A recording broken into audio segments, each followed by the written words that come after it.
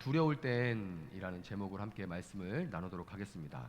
자, 오늘 시를 이제 시편 91편을 쭉 처음부터 끝까지 시라서 중간에 끊을 수가 없고 다 한번 읽어봤는데요.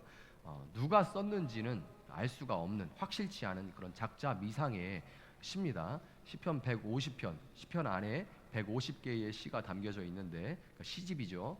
대부분은 많은 시들은 작자를 알고 있어요. 누가 썼는지. 근데 이 시는 누가 썼는지 확실치 않은 시 중에 하나입니다. 그런데 많은 유대인들은 이 시가 다윗의 시다, 다윗 왕이 쓴 시다라고 주장을 해요. 왜냐하면 다윗이 드러나는 그런 시 구절은 없습니다. 그런데 읽어보면 1절부터 13절에 많은 약속들이 막 주어져요. 약속들이 막 주어집니다.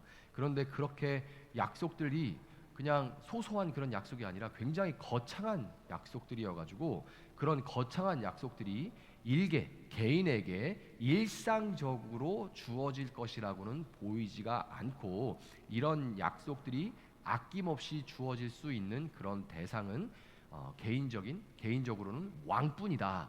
오직 일국의 왕만 이런 거창한 약속들을 받을 수 있다라고 생각을 하기 때문에 이것은 다윗의 시다라고 이렇게 주장을 하는 거예요. 학자들은 이 시에 대해서, 이 시의 성격에 대해서 뭐라고 하냐면 적의 위협을 직면해야 되는 왕에게, 왕이 하는 일이 전쟁이 나면 이제 앞장서서 적의 위협을 직면해야 되죠. 적의 위협을 직면해야 되는 왕에게 용기를 북돋워줄 그럴 목적으로, 왕이 이제 전쟁을 나가야 되는데 왕도 두렵잖아요. 그러니까 왕에게 용기를 북돋워줄 그럴 목적으로 행해진, 그러니까 하나님의 보호 아래서 왕이 전쟁에 임해도 하나님의 보호 아래서 왕이 상처를 입지 않고 결국에는 승리를 쟁취하게 될 것이다 라는 그런 확고한 믿음과 신념을 가지고 담대하게 전장터로 나갈 수 있도록 하는 그런 제사예요. 예배인데 이 예배, 예전에는 제사죠. 이 예배 가운데 그 왕이 그렇게 담대하게 나갈 수 있도록 하는, 하나님 앞에 그렇게 축복하는 그런 제사인 거예요. 이 제사에서 제사장이나 선지자가 부른, 그러니까 지금으로 얘기하면 여러분들을 이제 세상으로 보내면서 제가 이제 목회자로서 여러분들이 세상에 나아갈 때 하나님께서 여러분이 함께 하심으로 여러분은 반드시 승리를 쟁취하게 될 것입니다 라고 하는 그런 축복의 파송의 시 혹은 파송의 노래라고 그렇게 부르는 거예요. 자, 제가 여러분들을 세상으로 보내면서 이렇게 제가 축복하는 그런 파송의 시, 파송의 노래라고 얘기를 했잖아요. 근거가 없는 것이 아니라 베드로전서 2장 9절을 보면 베드로전서 2장 9절은 우리를 일컬어 뭐라고 하냐면 우리를 너희는 택하신 족속이요 뭐라고요? 왕 같은 제사장이다 이렇게 얘기를 합니다. 그러니까 우리가 누구라고 그러는 거예요?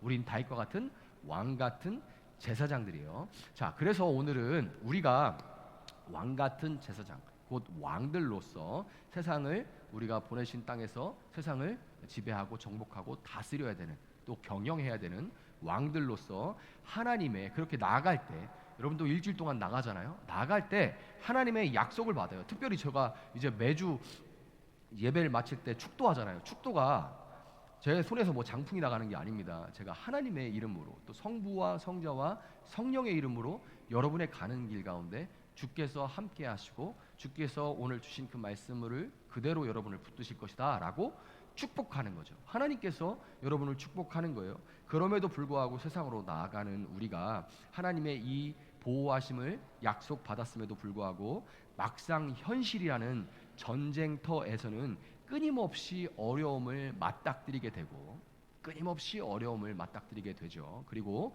또 계속해서 찾아오는 그 어려움들로 말미암아서 두려워하게 되는 우리가, 두렵고 불안하게 되잖아요. 이 두렵고 불안해하는 우리가 과연 어떻게 해야 이 두려움을 이기면서 살아갈 수 있는지 이 말씀을 가지고 함께 살펴보도록 하겠습니다.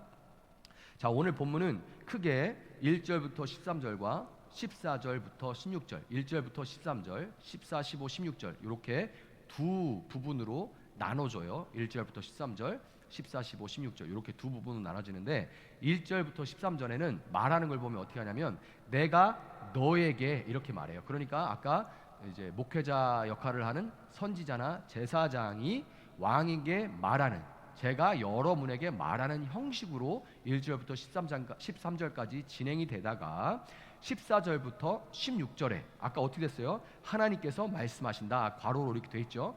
괄호로 돼 있는데 실제로 이제 원문에도 하나님께서 말씀하시는 걸로 되어 있어요. 그러니까 13절까지 내가 너에게, 제사장이나 선지자가 왕에게 이야기를 했는데 그 다음에 14절부터 16절에는 하나님께서 왕에게 직접 말씀하시는 부분으로 이루어져 있습니다. 자, 먼저 1절부터 13절 전반부를 보면 가장 높으신 분의 보호를 받으면서 사는 너, 가장 높으신 분의 보호를 받으면서 사는 너, 누구예요?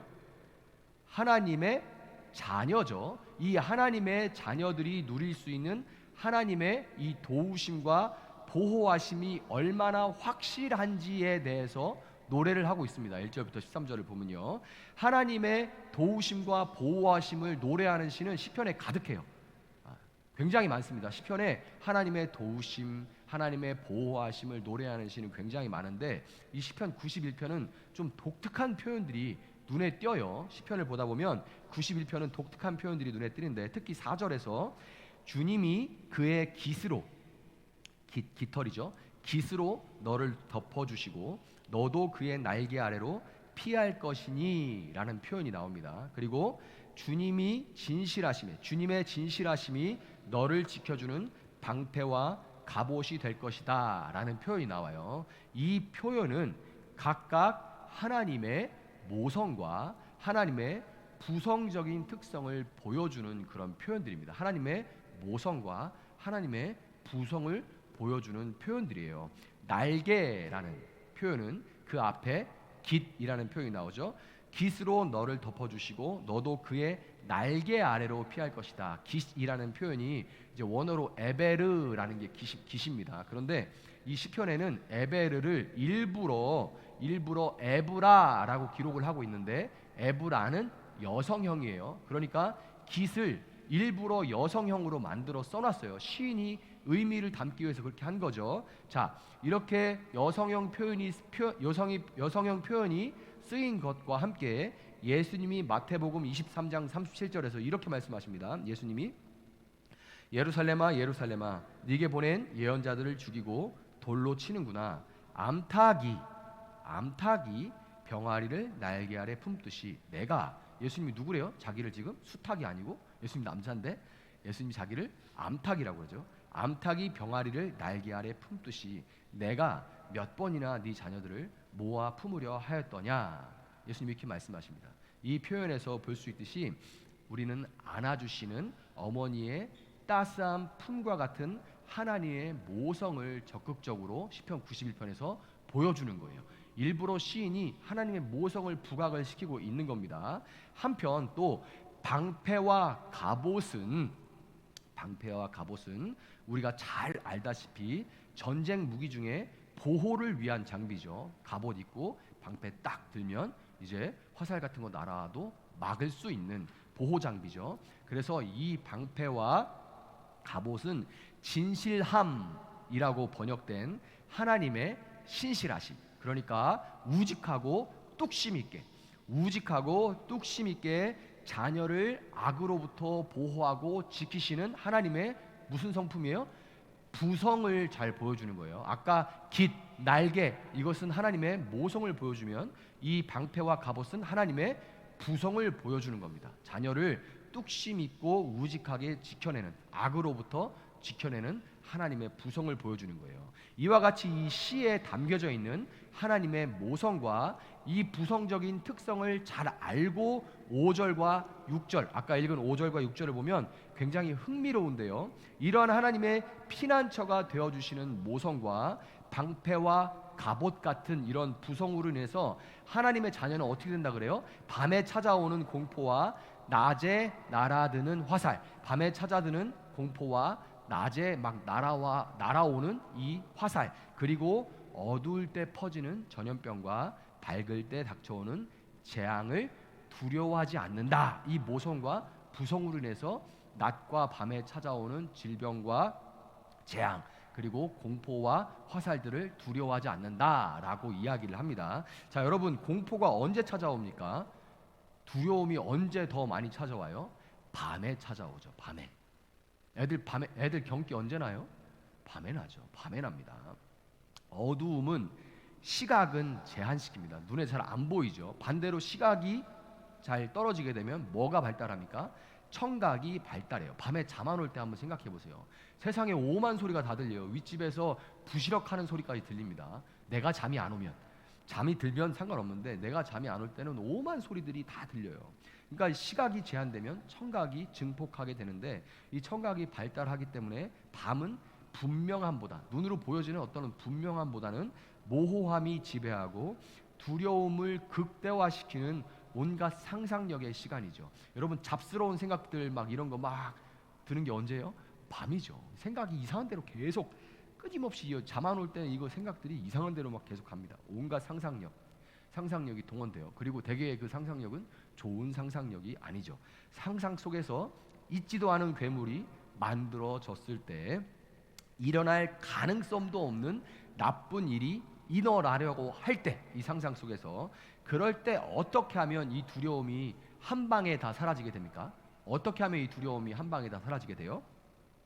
지금이야 이제 다 아파트니까 방방 나눠서 따로 자요. 저희 집도 현관 입구 쪽에 아들들 방이 있어서 아들들 방에서는 무슨 일이 일어나는지 모릅니다. 여기 제가 방에 있을 때는 무슨 일인지 몰라요. 또 그렇게 먼 것도 아닌데 복도 끝에 있기 때문에 무슨 일이 일어나는지 몰라요. 애들이 왔는지 안 왔는지, 와서 왔다고 얘기 안 하면 왔는지 안 왔는지 잘 모르겠습니다. 자, 요런 구조, 아파트들 요런 구조기 때문에 방방 나눠져서 따로 이렇게 자다 보면 자니까 잘 모르는데, 어릴 때에 사글세 단칸방에 살 때는 그냥 이렇게 밤에 공포가 밀려올 때, 온갖 상상력이 동원되고 이렇게 될 때, 어두운 생각들이 몰려올 때 어떻게 하냐면 그냥 엄마 품으로 파고들죠. 그냥 엄마 품으로 파고듭니다. 다 같이 모여 사니까 막 뒹굴뒹굴 굴러서 엄마 품으로 파고드는 거죠. 그러면 엄마가 어떻게 합니까? 꺼져 이렇게 합니까? 아니죠. 엄마가 안아주시죠. 엄마가 안아줍니다. 그러면 엄마가 안아주면 잠이 와요. 잠이 오고 모든 어두운 상상의 그림자, 걱정, 근심, 두려움들이 다 눈 녹듯이 사라져 버리는 거죠. 엄마가 안아주면 그 모든 두려움과 걱정, 근심들이 다 사라져 버리는 거예요. 어두울 때 퍼지는 전염병도 마찬가지예요. 여러분, 애들이 언제 아픕니까? 애들을 뭐 직접 키워봤거나 아니면 조카들을 봐도 애들이 언제 아파요? 애들이 언제 아파요? 밤에. 간호사님, 애들이 언제 아파요? 애들이 언제 아파요? 밤에 아픕니다. 그렇죠? 다른 부서인 것 같아요. 소아과는 아닌 것 같아요. 자, 그리고 지금 응급실에 있어요. 제가 알기로는 응급실에 있는데, 응급실에 사람들이 언제 많이 와? 밤에 많이 와. 다 밤에 아파요. 특별히 애들은 아파도 꼭 밤에 아픕니다. 막 열이 갑자기 막 쭉쭉 올라, 이유도 없이 열이 막 올라가고 이럽니다. 엄마는 그렇게 애가 열이 그냥 오르면 자다가도, 주무시다가도 자녀가 끙끙거린다 싶으면 바로 일어납니다. 대단한 능력을 가지고 있죠. 엄마는 애가 끙끙거린다 싶으면 바로 일어납니다. 아빠는 일어나요, 안 일어나요? 안 일어납니다. 절대 안 일어나요. 나는 애들이 아파서 일어난 적이 없어요. 우리 집 사람은 저보다 잠이 몇 배 많거든요. 근데 애들이 끙끙거리면 기가 막히게 일어납니다. 그리고 어젯밤에 애 열 올랐던 거 알아? 라고 아침에 물어봅니다. 모르는데. 아침에 병원을 데리고 가긴 하죠. 데리고 가는 건 할 수 있지만 밤에 안 일어납니다. 근데 엄마들은 애들이 끙끙거린다 싶으면 바로 일어나서 금방 막 물도 떠오고 애를 막 닦여주기도 하고 뭐 약도 먹이고 금방금방 후다닥 그렇게 애들을 잘 돌보잖아요. 어떻게 알고 일어나서 이렇게 막 물수건도 얹고 올려주시면서 아픈 자녀의 피난처가 되어주는 거죠. 그래서 참 아빠들이 요거를 이기기가 힘들어요. 애들이 아플 때 엄마가 해줬던 거를 기억하고 있기 때문에 아빠는 잤지 이러고서 나중에 아무리 딸한테 잘해줘도 이게 꼭 엄마한테 가더라고요. 자, 근데 엄마는 이렇게 하시는데 반대로 아빠는 어때요? 아빠는 낮에 날아드는 화살, 밝을 때 닥쳐오는 재앙은 힘센 아빠가 막아주죠. 여러분 유튜브 같은데 뭐 아빠의 위대함에 대해서 짧은 쇼츠로 나온 거 보세요. 애 떨어지는데 한 손으로 딱 잡아버리고 이런 거 한번 보세요. 기가 막히죠. 저는 그 영상 보고서 뭉클했어요. 아빠 정말 이렇구나. 초인적인 아빠들의 능력 이런 거 나와요. 애를 막 갑자기 차로 뛰어드는 애를 그냥 턱 잡아버리고 이렇게 하는 거를 영상이 한 쇼츠는 짧잖아요. 그런 영상들이 나온 게 참 많습니다. 아빠는 앞장서서 가면서 때로는 뒤에서 자녀들이 가는 걸 보면서 막아주시고, 어떤 때는 앞으로 가면서 길을 열어주죠. 가시덤불을 헤치면서 길을 내고, 혹시 자녀가 걸려서 넘어질 만한 돌부리들은 미리미리 치워주는 게 아빠가 하는 일이죠. 어떤 때는 잘 눈에 안 띕니다. 그게 뭘 했는지 애들이 잘 모를 수 있어. 실컷 했는데 애들이 잘 모를 수는 있지만 분명히 그렇게 하면서 나갑니다. 때로는 뒤에서 이렇게 지켜보고 있을 때도 있죠. 집사람하고 저하고 막내를 자전거를 가르쳤는데 결국엔 제가 가르쳤어요. 어떻게 가르쳤는지 아십니까? 엄마는 애랑 같이 막 이렇게 앞에서 잡아주면서 와 이렇게 하면서 가는데 전 뒤에서 잡아줬다가 뒤에서 이러고 있었어요. 그냥 그 지가 가더라고. 아빠들은 그럼 티가 뭘 했는데 아빠가 이렇게 물어볼 때가 있어요. 그냥 뒤에 서 있었잖아. 근데 이런 게 아빠 역할이 많이 있죠. 자, 애들이 아빠 배틀이 붙을 때가 있어요. 동네에서 막 애들이까지, 지금은 애들이 밖에서 놀이터에서 많이 안 놀지만 동네 애들과 시비가 붙을 때 너 우리 아빠한테 잃는다 이러면 이제 게임이 끝날 때가 많습니다. 애들이 이제 최종 막 말싸움하고 어쩌고저쩌고 하다가 우리 형이 어쩌고저쩌고 하다가 마지막에 우리 아빠한테 잃는다라고 하는데, 최종 스킬이죠. 최종 스킬인데 요즘은 애들끼리 아빠 배틀이 붙으면 아빠 차, 아빠 직업, 그리고 우리 집 몇 평 이런 걸로 싸운다고 그러더라고요. 이제 아빠의 힘이 세냐가 아니라 아빠가 차를 못 타는지, 렉서스 정도는 타야 되는데 말이죠. 아빠 차, 직업 이런 거 가지고 붙는다고 그래요. 그런데 여러분 생각해 보세요. 누가 감히 우리의 아빠 아버지 하나님 앞에서 돈 자랑, 힘 자랑, 차 자랑을 할 수가 있겠습니까? 그렇죠. 하나님의 이 부성과 모성이 밤낮으로 보호하시고 피난처가 되어 주시기 때문에, 밤낮으로 우리를 보호하시고 우리의 피난처가 되어 주시기 때문에 하나님의 자녀들은 7절과 같이 하나님 없는 천명, 하나님 없는 천명, 하나님 없는 만명이 왼쪽 오른쪽에서 푹푹 잡아뜨려진다고 해도 하나님의 생명싸개 안에서 안연히 거할 수가 있게 되는 겁니다. 자, 여러분 이런 생각하실 수 있어요. 하나님은 아버지신데 뭔 모성을 얘기를 하나. 그런 거는 이제 어머니 하나님 요즘 아주 건물 쭉쭉 올리는 건 다 어머니 하나님이에요. 아니면 막 그 차 잔뜩 모이는 건 신천지고, 어머니 하나님, 이게 이제 어머니 하나님 하니까 그게 어머니 하나님 뭔지 잘 모르시는 분인데, 그냥 쉽게 말해서 장기일자라는 교주가 하나님이라고 여기는 게 어머니 하나님입니다. 거기는 그냥 교회도 아니고 하나님의 교회예요. 그 하나님의 교회라는 이름을 붙이면서 다른 교회는 다 하나님의 교회가 아니게 만들어버리는, 근데 그 하나님의 교회라고 강조하는 게 그 하나님이 우리가 아는 하나님이 아니라는 겁니다. 장길자라는 여자가 하나님이에요. 그게 하나님의 교회에서 말하는 게 어머니의 하나님이니까 그게 하나님의 모성을 그쪽에서 얘기하는 거지 무슨 모성을 얘기하나라는 생각을 할 수가 있는데요. 하나님은 어느 한쪽 성만, 어느 한쪽이 아니라 부성과 모성을 함께 지니신 분입니다. 이것을 어떻게 알 수 있냐면 자세히 다 설명할 수는 없지만 창세기 1장 27절 보면 어떻게 나와요? 하나님이 자기 형상, 곧 하나님의 형상대로 사람을 창조하시되 남자와 여자로 창조하셨다 그래요. 자, 이 하나님의 형상이라는 건 눈으로 보여지는 모습이 아니라 하나님의 속성이 남자와 여자의 속성 모두를 가지고 있어서 그 남자도 여자도 하나님의 속성을 모두 닮아 있다는 얘기죠. 그들이 함께 연합할 때 하나님의 형상을 온전히 이룰 수 있다라는 그런 의미입니다. 자, 그래서 하나님은 아버지만, 부성만, 모성만 가지고 계신 게 아니에요. 자, 문제는 진짜 문제는 뭐냐면 이와 같은 하나님의 부성과 모성에도 불구하고 하나님의 자녀라는 우리가 현실에서는 세상 사람들과 전혀 다름이 없는, 아니 어떻게 보면 세상 사람들보다 더 많은 어려움과 아픔을 겪게 된다는 거예요. 믿지 않는 사람은 굳이 겪지 않아도 되는 것까지 겪게 되기 때문에 어떻게 보면 더 많은 어려움과 아픔을 겪게 되는 거죠. 우리가 때로는 물론 우리가 편협하고 어리석어서 문제를 불러일으킬 때도 있지만 진짜 믿어서 내가 이거는 못하겠다라는 것 때문에 겪게 되는 것들도 있어요. 자, 이런 어려움과 아픔들로 인해서 그로 인한 두려움과 염려 또한 그림자처럼 우리를 따라다니면서 우리가 그것을 피할 수가 없다는 거죠. 자, 하나님을 믿어도, 하나님을 사랑하면서 교회에 충성 봉사하면서 살아가도 암이 피해가는 거 아니죠. 지금 우리가 기도하는 분들 가운데도 신앙이 정말 좋은 분들 많지 않습니까? 그런데 암이 피해가나요? 안 피해가죠. 손대는 일마다 다 잘 되는 것도 아닙니다. 교회 다녀서 손대는 것만 다 잘 되면 교회가 미어 터지겠죠. 교회가 미어 터지겠죠. 그런데 교회가 그렇지 않다는 거 여러분 아시잖아요. 또 교회 다닌다고 해서 신앙 좋다고 해서 자식들이 알아서 공부 잘해가지고 좋은 대학 알아서 공부해서 좋은 대학 가는 것도 아닙니다. 제가 엊그저께 무슨 이제 그 인터넷 과의존 그 세미나에 한번 참석을 했어요. 이제 거기에 저만 남자고 다 아줌마들, 그 시간에 올 수 있는 아저씨는 저밖에 없고 다 아주머니들 앉아 계신데, 그 중에 한 분이 누가 봐도 교회 다니게 생기신 분이 계셨는데, 이제 한 분씩 그 강사가 저희들한테 물어봤어요.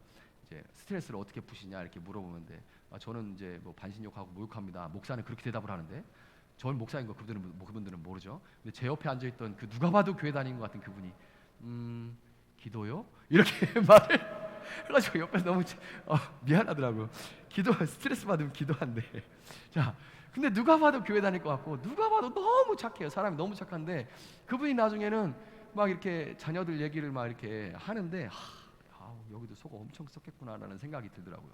인터넷으로 애가 뭐 그냥 하루 종일 붙들고 막 그러는데, 기도하죠. 왜 기도 안 하겠어요? 그분이 누가 봐도 기도할 것 같이 생겼는데 정말 얼굴이 반짝반짝해서 누가 봐도 이렇게 복스럽게 이렇게 그 권사님 아우라 있잖아요. 그런데도 그런 일을 해도 자식들이 알아서 공부 척척하고, 우리 엄마가 기도하니까 나는 공부 열심히 할 거야, 좋은 대학 갈 거야, 그리고 좋은 대학 나오고 나면 알아서 취업 턱턱 되고, 취업되고 나면 또 바라는 게 있죠. 그 다음에 수순으로 딱 너무 늦지 않게 너무 빠르지 않게 딱 알아서 결혼하고, 결혼하면 또 남들보다 너무 늦지 않게 너무 빠르지 않게 애 딱 낳고, 또 애 하나 나면 좀 그러니까 그 다음에 애 또 한 명 또 낳고 3명까지는 좀 그러니까 낳든지 안 낳든지 뭐 이렇게 그렇게 잘 이혼도 안 하고 부부 금슬 좋게 잘 살면서 용돈도 턱턱 주는 게 아니죠. 내가 교회 생활 신앙생활 잘하면 그렇게 되는 게 맞나요? 그렇게 되나요? 아니죠. 그렇게 안 돼요. 그런 분들도 있겠지만 그렇지 않은 경우도 참 많습니다. 자, 그럴 때 우리 내면에는 이런 깊은 회의적인 질문이 올라올 수밖에 없습니다. 그게 뭡니까? 믿으나 안 믿으나 똑같으면 왜 믿어야 되는데?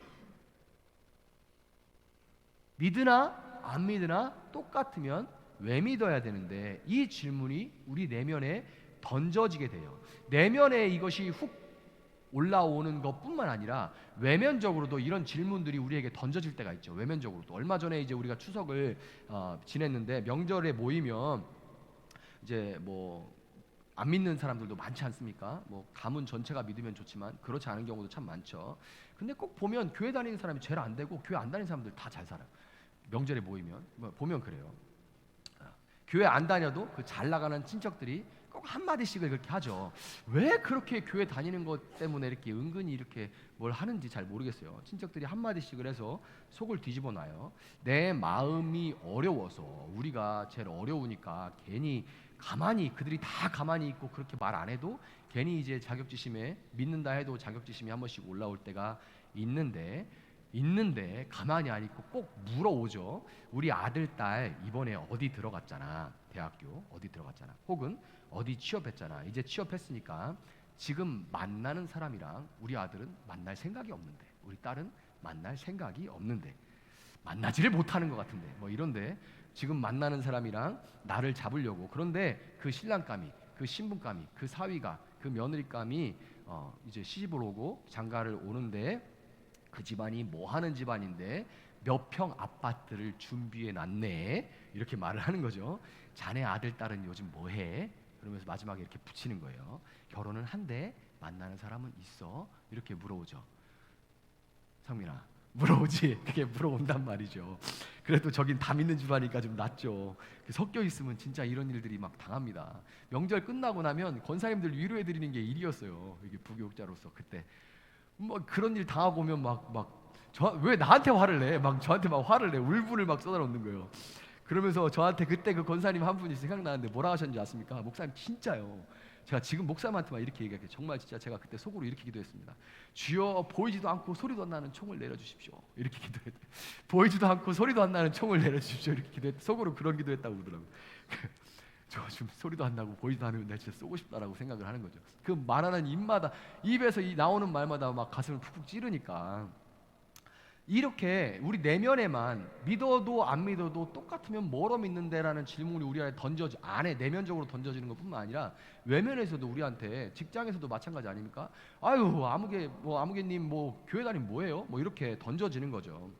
이렇게 내외부적으로 우리에게 이런 질문들이 던져져 오는데, 성경은 이렇게 우리의 내부와 외부에 던져지는 질문의 근본적인 출처가 어디라고 말하냐면, 내부적으로 툭 올라오는 거나 외면에서 이렇게 돌직구로 날아오는 거나 혹은 막 컵으로 이렇게 날아오는 이 질문의 근본적인 출처가 바로 마귀라고 말합니다. 누구라고요?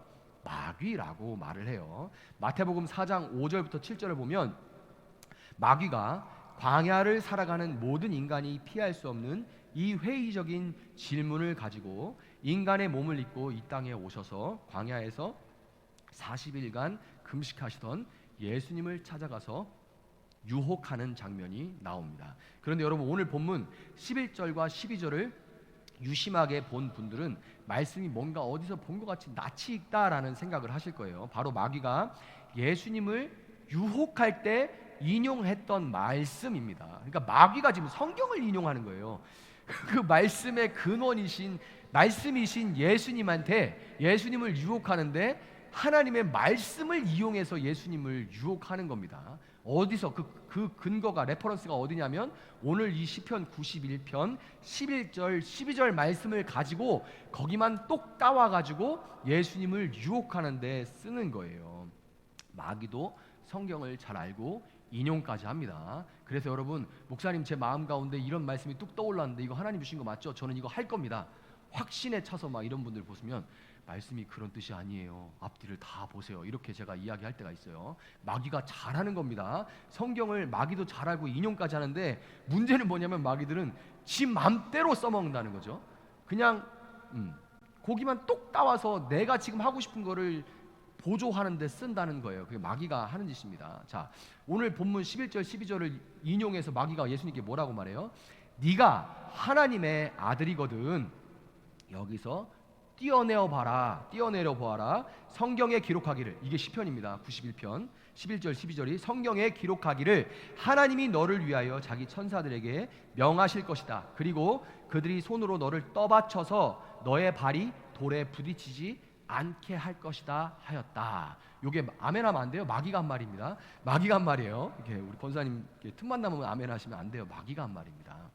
자, 쉽게 말하면 이게 무슨 뜻이냐면, 야, 네가 진짜 하나님의 아들, 하나님의 자녀라면 아무 나쁜 일도 안 일어날 거야. 밤낮으로 지켜주신 다음에 뛰어내려도 어떻게 안 믿는 사람하고 똑같이 네 발이 돌에 부딪히겠어. 너는 좀 다르겠지. 그게 정상이지. 하나님이 너를 밤낮 보호해 주신 다음에 이런 말이에요. 이게 진짜 맞으면 아픕니다. 이 질문이 우리에게 찔러오면 되게 아파요. 예수님이니까 그걸 이겨내신 거지, 이 유혹이 우리에게 굉장히 아프게 다가옵니다. 너무너무 교묘해요. 여러분, 왜 이게 교묘하냐면 우리 인간이라는 게 하나님이 눈에 보입니까? 안 보입니다. 하나님 사랑이 여러분 바로바로 느껴집니까? 안 느껴지죠. 그러니까 우리 인간이 어떠냐면 바쁜데 신호등이 자꾸만 막혀. 나 지금 몇 시까지 어디 가야 되는데 신호등 자꾸만 막히면 교회 오는데 신호등이 자꾸 막혀. 그러면 어떻게 돼요? 하나님이 나를 안 사랑하시나? 나 뭐 잘못한 거 있나? 이런 생각이 먼저 들어요. 목사는 안 그럴 것 같습니까? 하다못해 낚시하라는 교회가 고기가 엄청 안 잡혀. 내가 요새 하나님 앞에 안 친한가 봐. 낚시가 안 돼. 이러는 게 먼저 올라. 그러면서 나중에 이성과 믿음이 뭐 말도 안 되는 소리를 해 하고 누르는 것뿐이지, 인간은 기본적으로 연약하고 미련하기에 우리 안에서는 항상 기브 앤 테이크, 내가 하나님이 잘하면 복 주고 내가 못하면 벌 받고, 요게 늘 기본적으로 깔려 있어요.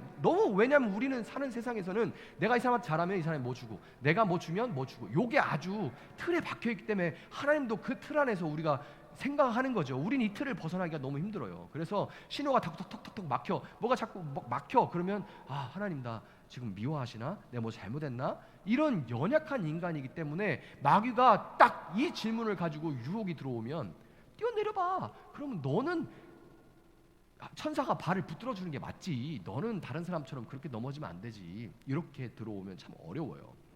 여러분, 뛰어내리면 다칠 게 뻔해서 안 뛰면 어떻게 됩니까? 내가 정말 불신자와 다른 게 뭐지?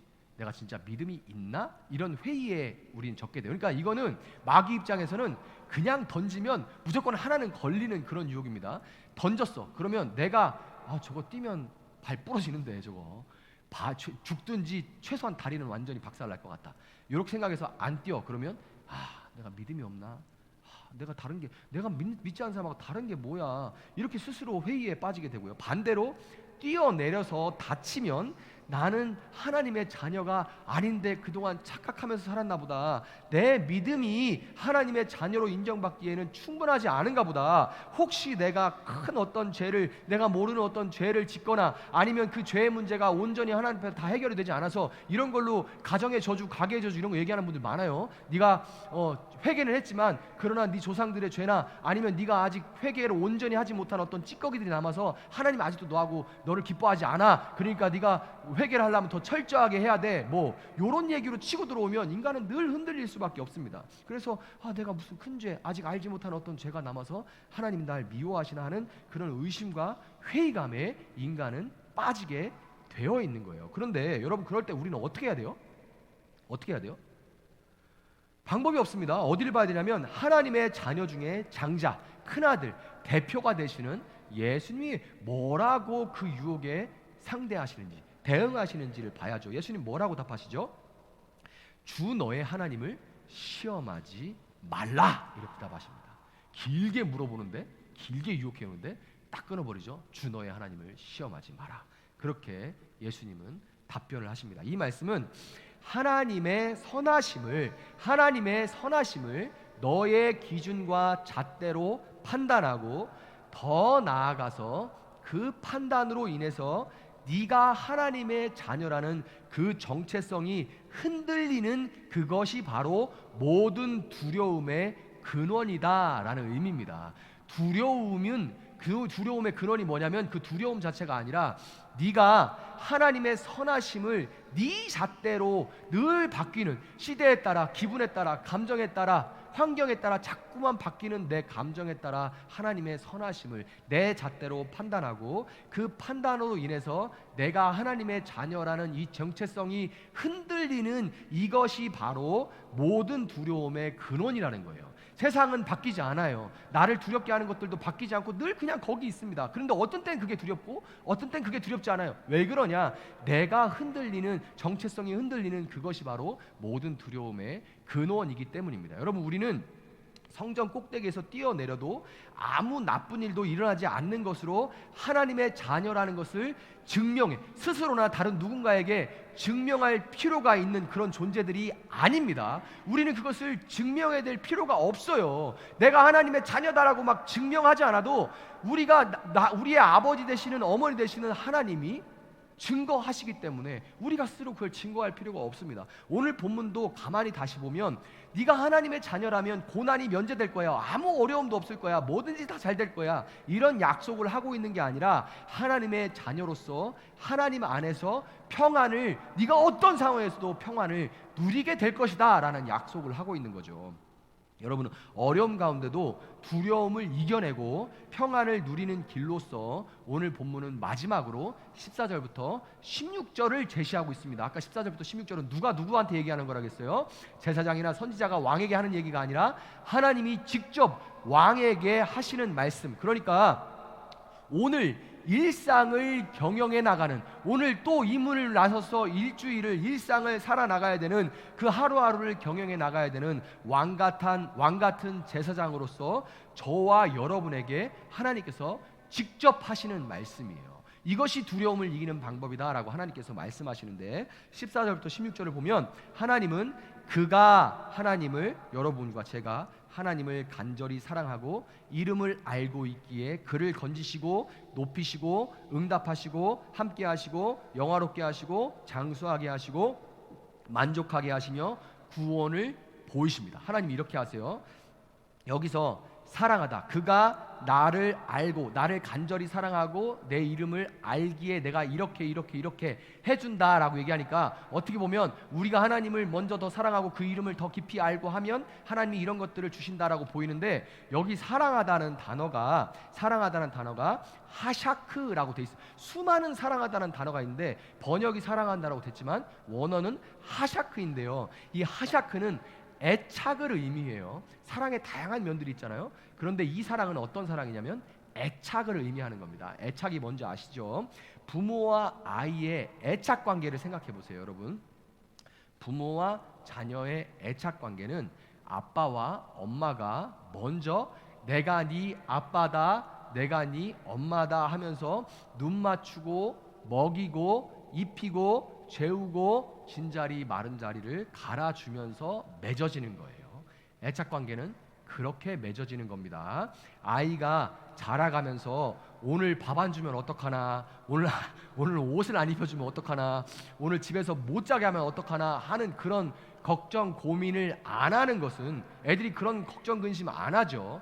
그런 걱정 근심 안 하고 더 나가서 심지어 이것저것 필요한 것들을 아빠 뭐 사줘, 엄마 뭐 사줘 하고 간구하고 요청할 수 있는 것은 바로 이 애착 관계 위에 쌓여진 부모님의 한결같음을 경험으로 알아가면서 쌓인 믿음 때문인 거예요. 그래서 자녀들이, 여러분이 자녀로서 부모에게, 또 여러분이 부모가 돼서 자녀들하고 상대할 때 자녀들이 그렇게 너무 무슨 뭐 맡겨놓은 것처럼 뭐 해달라 하는 것들이 이 부모의 한결같은 것에 대해서 그것을 경험으로 알아가면서 쌓인 믿음 때문에 그런 겁니다. 그 어떤 아이도 먼저 아빠와 엄마를 알 수 없는 것처럼 로마서 5장 8절은 뭐라고 하냐면, 그러나 우리가 아직 죄인 되었을 때에 그리스도께서 우리를 위하여 죽으셨습니다. 이리하여 하나님께서는 우리들에 대한 자기의 사랑을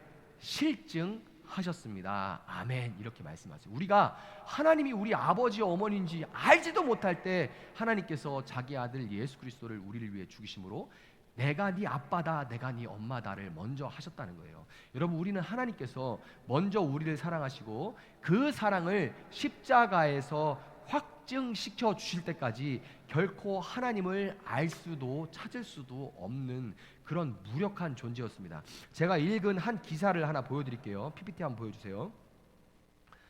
자, 호주, 이게 이 여성이 피오나 심슨이라는 여성인데요.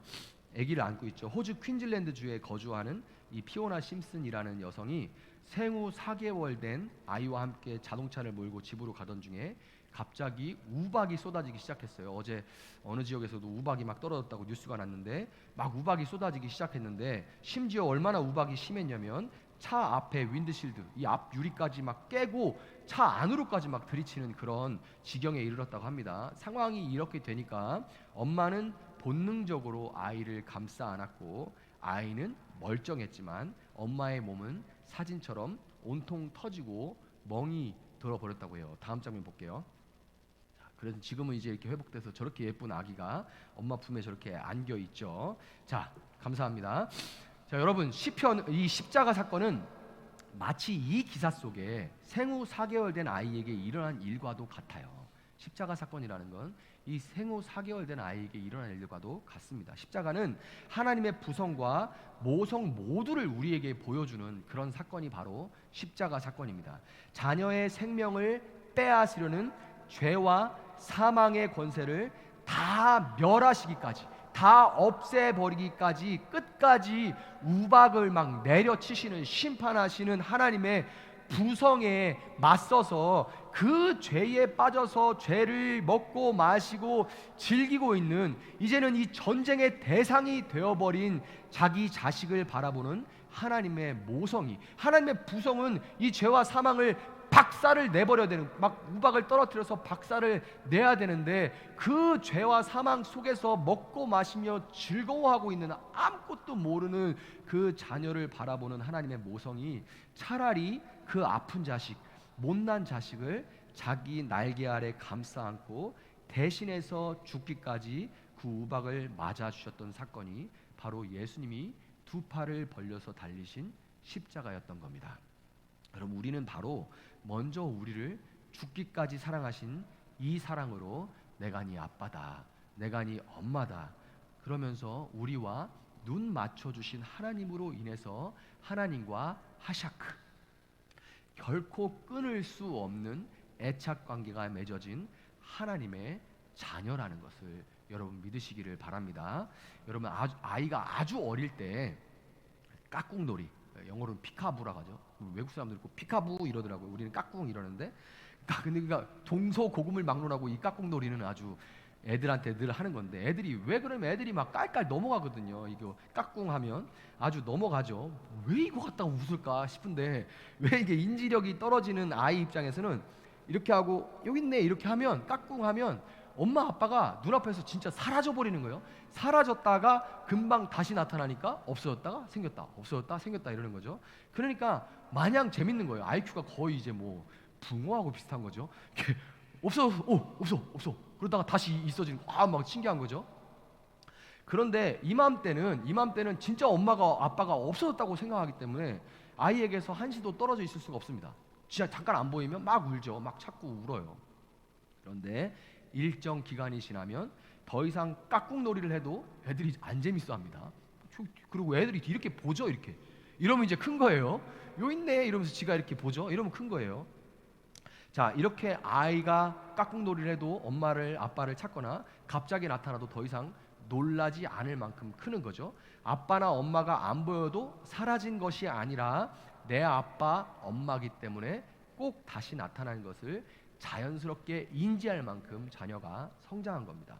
로마서 8장 32절은 자기 아들을 아끼지 않으시고 우리 모두를 위하여 내주신 분이 어찌 그 아들과 함께 모든 것을 우리에게 선물로 거저 주시지 않으시겠습니까? 하고 말씀합니다.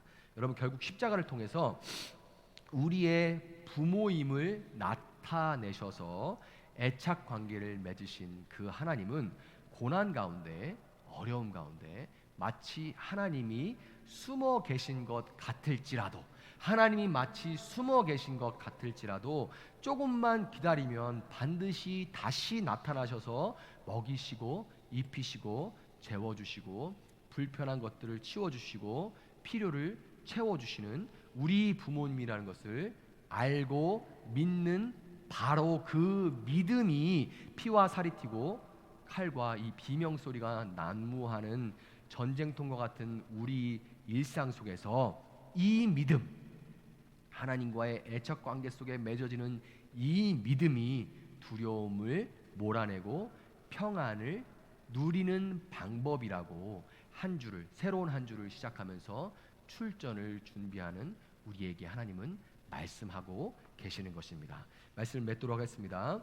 여러분, 십자가에 달려 죽으신 예수님은 부활하셔서 우리 마음 안에 들어와 계시고 우리와 영원히 함께 하십니다. 예수님이 우리 안에서 우리가 하나님의 어떤 사랑을 받은 자녀인지, 보라 너희가 어떤 사랑을 받았는가 라고 예수님이 우리 안에서 그렇게 증거해 주시는 한 우리는 이미 하나님의 부성과 모성을 온전하게 누리면서 건지시고 높이시고 응답하시고 함께 하시고 영화롭게 하시고 장수하게 영생하게 하시고 만족하게 하시며 구원을 보여주시는 그 약속을 받아 누릴 수 있는 존재가 이미 되었다는 것을 여러분 믿으시기 바랍니다. 하나님이 없는 것 같은, 숨으신 것 같은, 부재한 것 같은 그런 현실이지만 험한 십자가를 굳게 붙들고 세상에 그 외에 다른 어떤 증거도 없어요. 십자가보다 더한 증거가 어디 있습니까? 이 험한 십자가를 굳게 붙들고 그 누구도 흔들 수 없는 여러분의 정체성을 견고히 해서 안팎으로 공격하며 두려워하게 만드는 마귀를 말씀으로 대적하고 최후 승리를 쟁취하는 사랑하는 세종나비교회 모든 성도님들 되시기를 예수님의 이름으로 축복합니다.